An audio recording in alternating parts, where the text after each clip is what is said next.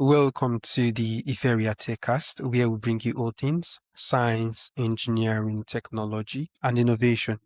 I'm your host, Ezekiel Iferia, and today we are joined by Damon Flowers, a systems strategist who specializes in architecting operational clarity and sustainable growth for founder-led businesses. As the CEO of Modern Operators, Damon applies a data-driven, automation-first approach to help entrepreneurs transition from chaotic hands-on management to scalable systematic leadership. His work, proven by scaling companies from $3.5 million to $30 million, focuses on building businesses that thrive independently, freeing founders to lead as visionaries. So, Damon, it is an honor to welcome you to the show. Thank you for joining us today. Yeah, I appreciate it, Ezekiel. Thank you for the intro. Glad to be on your show. Great to have you here. So, let's dive in, Damon. Your journey spans scaling companies from $3.5 million to $30 million and building a $12 million coaching business. So what was the first time you looked at a successful but chaotic business and realized my way of working is now the biggest thing holding us back? Well, funny story. So I've been an entrepreneur for, I want to say maybe 23 years now. And my first job in professional services, working for a software company in California after 2 years, I actually got fired from because of at that early time seeing things that questioning why they were running the way they were, things that didn't make sense. We could run more efficiently, et cetera, et cetera. Now, I was a young kid at the time. I was probably 23, 24. But that sort of bent to kind of be questioning and poking into things and sort of trying to understand, why things are running the way they are and how to improve stuff. That has been happening since the very beginning. So, Okay, yeah, thank you very much for sharing that backstory with us, Damon. So you call yourself a systems strategist. For a founder who is brilliant at their craft, but drowning in the day-to-day, what's the first system they should build or delegate to create an immediate sense of relief and space for themselves? yeah, it's a great question.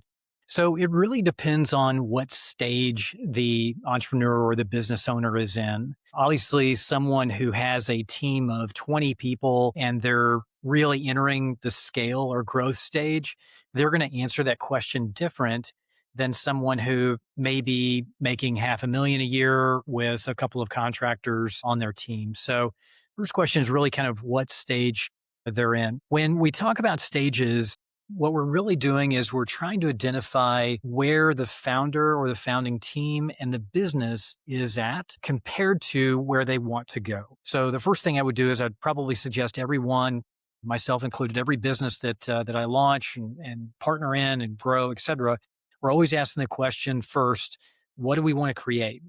What product, what service, who are we? Who do we serve, right? What do we value? What does the marketplace want? What does the marketplace need, et cetera? So we've got to be able to identify that. Next, let's assume that that's in place, right? And now we've got the first stage, we're starting to just figure out product market fit. In that stage, really the founder or the founding team is really trying to answer one question, which is how do we make money? We've got to be able to answer that question in order to be able to fight tomorrow and next week, next month, next year. Let's flash forward a little bit further because my specialty really more is in helping founders and business owners who are a little bit past that. They're in the product market fit checkbox, right? That's been done. They have customers. But now what's happening is that the founder is now stuck in the day-to-day, right? To your point, they're stuck working, firefighting in the day-to-day. And they start to ask the question, how do I extract myself from this? That stage is what we call the foundational stage. That's where the business owner really needs to take a look and make sure that there are solid foundations in place in the business to be able to grow on top of. If the business doesn't have a solid foundation, then the owner, the founder, is always going to be in the fight with their contractors or their staff, firefighting, working tactically, stuck in the doing, but not really focused on the strategic. And if you're not focusing any time on the strategic, then it's going to be really difficult to move the business forward. So that first stage foundation is very, very important. That's where we're building out not only the vision and the identity, but we're really starting to understand who do we serve, making sure that we're we've got profiles in place, some roles of who does what. We've got alignment, we've got traction, we've got focus. We're understanding how we do things, and we've got that packaged in SOPs, and we've got systems in place for our marketing and systems in place for our sales, systems for fulfillment, for product or service or manufacturing. So that's the foundational phase. I'll kind of go through the next couple pretty quickly, and then we can always circle back. So the next phase is optimization. Mhm. And that in that phase, really the business owner is asking the question, okay, again, how do I extract myself? In the optimization phase, the goal of the founder is really to put a dashboard in place where they and their team really understand how the business is operating. So how much money are we spending in marketing, for instance, as a percentage of revenue? How much money are we generating per staff member or contractor? How much money are we spending in various channels versus how much revenue are we receiving back in these channels? And the optimization phase is really where we're dialing. We're also now looking to see, okay, where should we be in terms of spend and expenses and margins and all of that based on the type of business that we're in? And then the last stage is actually scale. So going back to your question, one of the challenges I see business owners running into over and over is trying to extract themselves. They don't have a foundation. They don't understand their numbers. They've got their sleeves rolled up and they're trying to firefight with their team, but they're thinking that they're scaling, but they're not at that stage yet. And really the point I want to drive home is that each stage is going to require a different focus from the founder or the business owner in order to move through that stage and get to the place where they can effectively scale. And so the final kind of thought here is for a founder or a business owner to know, how do I know that I'm entering the scale or growth stage, right? That it's right and time for me to start thinking about scaling and growing. And the answer to that is if you can deploy a lot of money into your business, if you can take on a lot of customers, if you can grow your team quite rapidly, and your business does not break, it continues to handle that load and to be able to continue to grow and scale very effectively, then you're ready for growth. You're ready for that scale phase. Okay, okay. So, Damon, can you walk us through a real example? If a SaaS founder comes to you with a great product, but is the only person who can close big deals or handle critical support. So, what's the first piece of the modern operator OS you'd help them install? Gotcha. I appreciate that question. And just for your audience, the operating system that Ezekiel's talking about is one where over the last several years, my partner's expertise is really in growing and scaling companies. We've taken companies in several different niches from 0 to 8 figures in very relatively short periods of time. And so honing in on that growth model, we've codified those playbooks and principles and systems, et cetera, into a company OS that we now deploy inside of businesses so that the business owner, the founding team, the leadership team, et cetera, now has a framework with which they can really start effectively moving through those stages, foundation, optimization, scale, much faster than they could have 5 or so years ago, especially now that we've got AI enabled in that company OS. But your question really then about a SaaS founder who is intimately involved in maybe the marketing or the sales or the fulfillment of the business, I think your question is how does that person move to the next step? And Ezekiel, would you say kind of the next step is moving to a place where they're extracted from those roles? Yes. Somebody else is doing? Yes, exactly. Okay. Why they still get done with as much efficiency as the founder, him or herself would be able to do it. Great. Okay. So we want to look at this from 2 different angles. One angle is I really want to plant the seed that for business owners, for founders, et cetera, you really want to adopt the mindset of doing fewer things more often and getting better and better at them. So what does that mean? Well, for all of us, some of us are, we're all gifted in certain ways, right? We can't all be world class in various aspects of business. Some people are world class in marketing. Some people are world class in maybe brand development or brand strategy. Some are world class in selling. Some are world class in business development. So the first way I'd answer your question is every business owner or founder really I would encourage you to get clear about what can I be world class in? And so that the way to answer that question is if they're intimately the ones that are doing sales and or fulfillment, if their real strength is selling, then that may be a part of the business that they want to continue to evolve and grow to a higher level. Okay. Because it benefits them and it benefits the business. Now, the second way to look at this is obviously we know that we can't scale a business if we are the ones that are always doing everything. So if you're the one that Mm, is doing the marketing and, making changes on the website and, maybe even writing code and taking consultative sales calls and closing deals and supporting your customers, that is a recipe for burnout, period.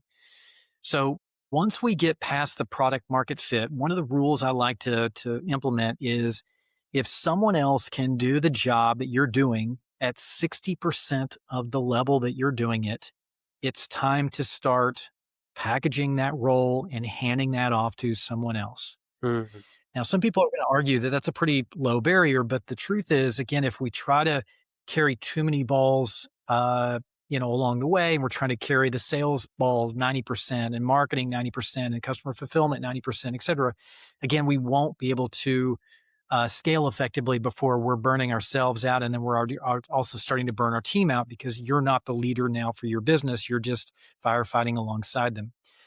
So keep that in mind. 60%. That's where we want to be in terms of packaging and handing off. I'm also a big believer that you really should get in and understand a role and document that role to the best that you can before extricating yourself and bringing someone in so that they don't just start cold. They come in with some expectations of how to run that role, etc. This brings me to another point. We always want to have a job role for everybody that we bring into the company. That job role is very, very simple. It should have a primary purpose. What's the purpose of this role? It should have a series of functions, simple functions for that role. And those are generally no more than 5 or 6 or 7. I'll give you some examples in just a moment.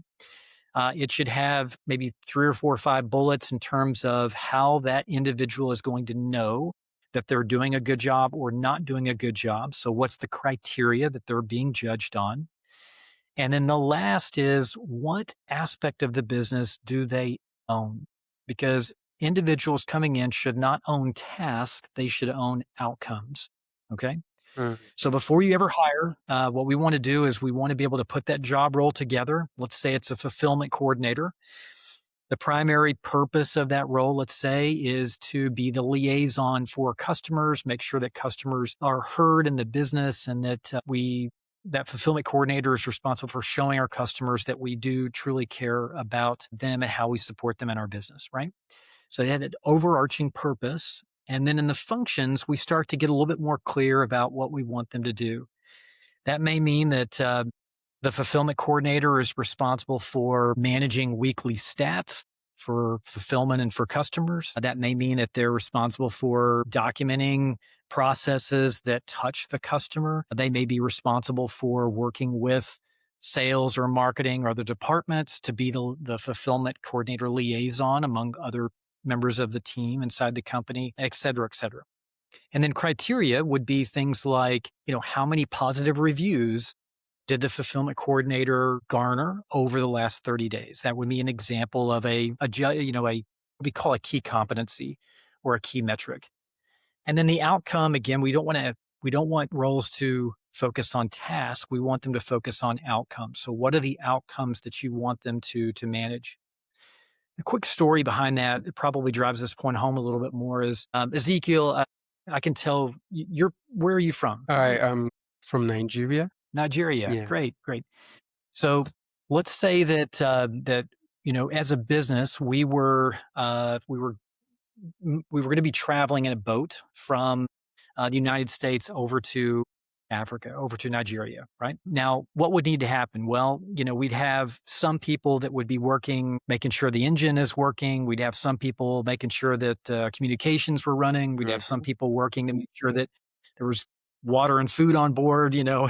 everybody could live, et cetera, et cetera. And the truth is, we're all depending on one another in order to make that journey, right? If we run out of food and fuel, we die, right? If the engine stops working, we run out of gas or whatever in the middle of the ocean, we could die, right? So what I mean by owning outcomes is you really want to ensure that everybody you bring on into your company, they own some aspect of the business. I don't mean equity, but I mean they're responsible for making sure that that part of the business continues to operate. And so we could go in more detail there, but that role. So let's back up, kind of summarize, making sure that once you are ready to hand over a role and it's not your primary thing that you're world class at, but you're going to be handing it over. When you get to 60%, your business, you want to bring somebody in, you want to create a role, right, for them. And that role sets the expectations, what their functions are, how they're judged to be successful in that role so that they know and you know. And then what do they own, right? And we're prepared then to hand that role off, um, and being okay with them doing 60% of the job that you do in the beginning. And then over time, we want that to increase and get better and better and better. So hopefully that kind of helps answer maybe the thought process around how to um, begin to move yourself out of a role and begin to expand your team. All right. That was a very detailed, elaborate, and insightful response, Damon. Thank you very much for sharing that with us. So, looking at artificial intelligence today, everyone's talking about chatbots and contents. So, how do you see AI being used most effectively as a true operational layer to make a business run better with fewer people? Yeah, great question. We're a couple of years now into this new world of AI, and what the data is showing us is that most businesses are not getting the benefits that they set out to when they first started. And a big reason for that is that we're asking AI to do things when it doesn't have all the information. So a lot of information is still stuck in our head as the maybe head of marketing or the founder of the business, et cetera. And so one of the first places that we want to start, and what I'm speaking of is where business is headed. We're seeing this now. This is exactly how we consult our clients. It's also how we run our own portfolio company businesses. And that is ensuring that when you bring AI in, that it has context about your business. It needs to know, just like a staff member in your company, who are we? Who do we serve? What's the vision? Where are we going? What do we sell? Is it what type of product? What type of service? What benefits does it provide? What pain are we trying to solve for our customers? Right. So depending on what the job of the AI is, again, I want you to begin thinking about layering in context so that the AI knows about your business and then therefore can start to operate very effectively. So oftentimes the problems that business owners run into is that they have so much in their head and yet they're expecting their staff to do things that the way they would.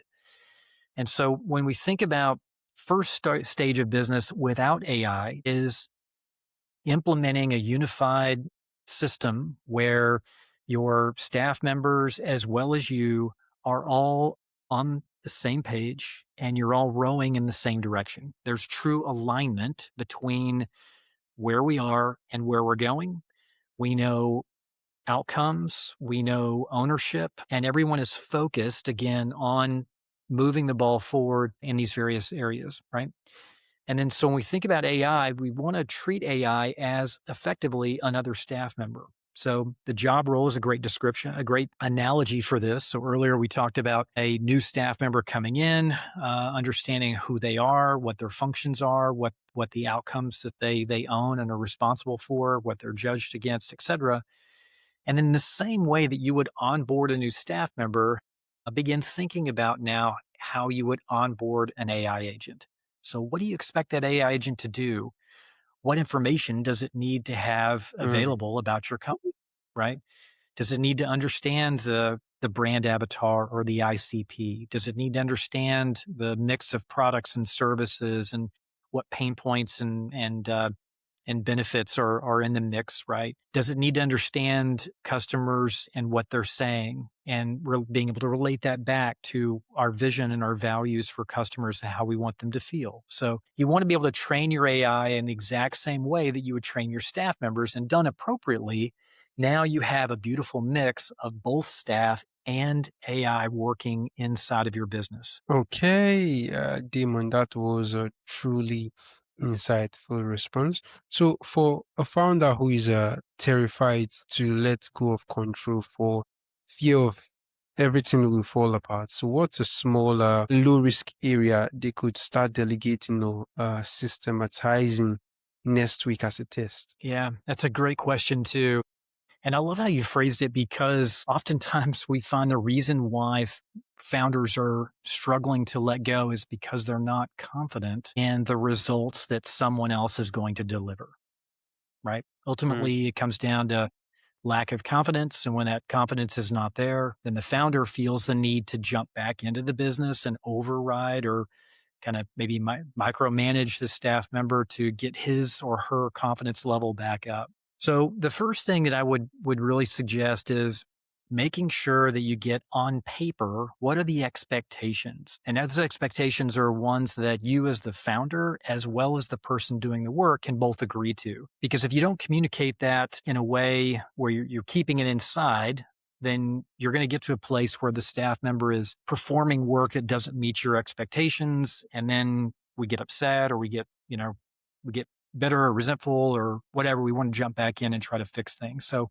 getting it out on paper and having conversations so it's very clear. The place to start, if you're really nervous about this, would be some areas that are not super emotional for you. So pick some areas that if things were to break or you'd have some failures, it's not a big deal either to your customers or to you emotionally. And start there and set expectations, create those roles, hand that off to your job member, check back in with them sooner and more often than the beginning, and then over time letting it go. Once you feel comfortable doing that, then we can start letting go of things that do impact customers, do maybe impact the bottom line, and especially those things that we as founders might feel more emotionally charged about and have a harder time letting go of. All right. All right. So, Damon, if you had to rebuild your operating playbook from scratch today, knowing what you know now, what's one system you'd put in place on day one? So that's a really good question. Knowing what I know now, and this is something that we were not able to do years ago, it would be a system that does a deep scan of the web and is looking for trends and signals and bringing those signals and those trends back to the founder and the leadership team to help understand how the company is positioned and where we're going and where we need to make changes, is also helping to strengthen product market fit. So if that makes sense, the idea of this can be done nowadays with an agent. We have this natively inside of our company OS, an agent that again understands the vision for the company. It understands the product mix, the services mix, the brand avatar, the ICP, the ICSs, ideal customer situations. And it's able to do a scan then and start to deliver back, feedback in terms of trends and signals into a dashboard for the leader to be able to look at. And some of those are not going to make sense. We want to just delete or cancel those. Some will very much help us to understand how we want to steer the company early on. So having leading indicators versus lagging indicators, which are always going to be a little bit more powerful. All right. And by the way, that's actually something that founders and business owners can do in any stage of that they're at, whether they're just getting started Mm. or they've solved the product market fit and they're actively selling and they've got good strong revenue, or they're beginning to optimize and or scale. That really works for all business owners. Okay. That was truly insightful. So, I'd like to know from you, what does the word innovation truly mean to you, and how does it relate, to the context about what you discuss, about systematic operations? So I like to know. Yeah. So to me, the term innovation means a newer approach. Could be technology, could be otherwise, but a newer approach that unlocks more potential. So innovation in medicine, or innovation in tech, or innovation in other areas, to me, is a matter of unlocking potential and unlocking kind of new awareness. And then I think the second part of your question is, how does that play then with, you mentioned operational clarity, operational leverage, specifically kind of what do you, where should we go with that question? Yeah, how does the word innovation relate to how you help founders in, turning founder-led chaos into skilled and systematic operations? Yeah, great question. So the way I would answer that is, we're seeing a radical shift that's happening right now. That shift is that the pace of life is increasing much faster. We have a lot more innovation happening in a much shorter period of time. Founders and business owners have to make decisions much faster. We've got to be able to experiment quicker. We've got to be able to find product market fit faster. We've got to be able to pivot easier and quicker than we ever did in the past. And in the past, when you thought about operations was not a sexy term. It was pretty boring. And if you remember the old days, where we would have sort of this hierarchy of structure, you'd have the CEO and the president, and then sort of in the flat line underneath him, you'd have maybe the VP or head of marketing, and maybe the VP or head of sales, and the head of technology, et cetera. And what we're seeing is that old framework and that old way of thinking is going away quite rapidly. So we like to think about operations is the new scaling engine. And what do I mean by that? Well, the companies that are starting to move much faster in terms of, again, product market fit, decisions, lowering risk, identifying what customers want, being able to publish more content, all of those things, they have one thing in common, and that is they're an operationally powerful company who also does marketing, sales, product, et cetera. And so if you think about that hierarchy that I just mentioned, sort of a CEO, president, and then this flat line of these heads of departments, what we see today is more of an operations hub. And then that hub has a spoke going out to sales, a spoke going out to marketing, a spoke going out to product, fulfillment, finance, et cetera. And what's happening is that operations is challenged now with the infrastructure, the data, the AI, all of that, to be able to support marketing, support sales, support products, support fulfillment, and provide the right data and the right insights to each of those teams. So marketing they need data, for instance, coming in from product, and they need data coming in from customer support, right? They need data coming in from sales. Sales needs data coming in from fulfillment. Right? So we start to capture that data, and then we provide it back to the department of the team that needs it. And then AI and operations are there to support the growth of those areas. And so that's how I would answer that question. And operations is really becoming, again, the new scaling engine for companies that really understand how to use it.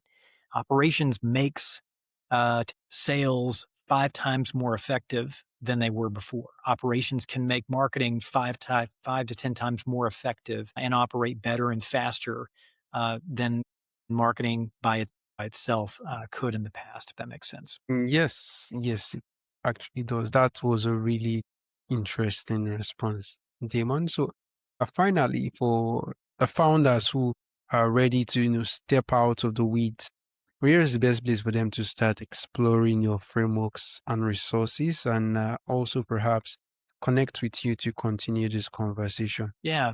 So we have a couple places for folks to go. One is, of course, our website, modernoperators.com. There you'll find links to be able to hop on a discovery call with us, just to be able to get to know one another, take a look at how you may be operating today, maybe offer some feedback or some thoughts, some ideas, and really just kind of get a sense if this may be something for us to look at between each other going forward. We also publish a newsletter with a lot of thought leadership, again, around the idea of redesigning operations, and operations is the new growth engine, operational leverage. That newsletter, we cover mindset, we cover new trends, this idea of company operating systems and all the integrations and benefits that it brings. And so our newsletter would be another source. I will mention maybe a third source, and that is we do provide audits for companies. And that is a great way to step in and have an outside expert come in to be able to look at your entire company, your teams, meet and talk with your staff, look at your numbers, et cetera, and provide a very detailed, comprehensive report back to you that identifies bottlenecks, recommended solutions, prioritization, what we as a company would do if we were coming into your business over the next 90, 120, 360 days to help you reach your goals. All right, Damon, it's been a truly insightful and interesting conversation with you. And I am very excited to have you on the show today. Thank you for taking the time to join us. Oh, thank you, Ezekiel. This has been great. I've loved being on your show.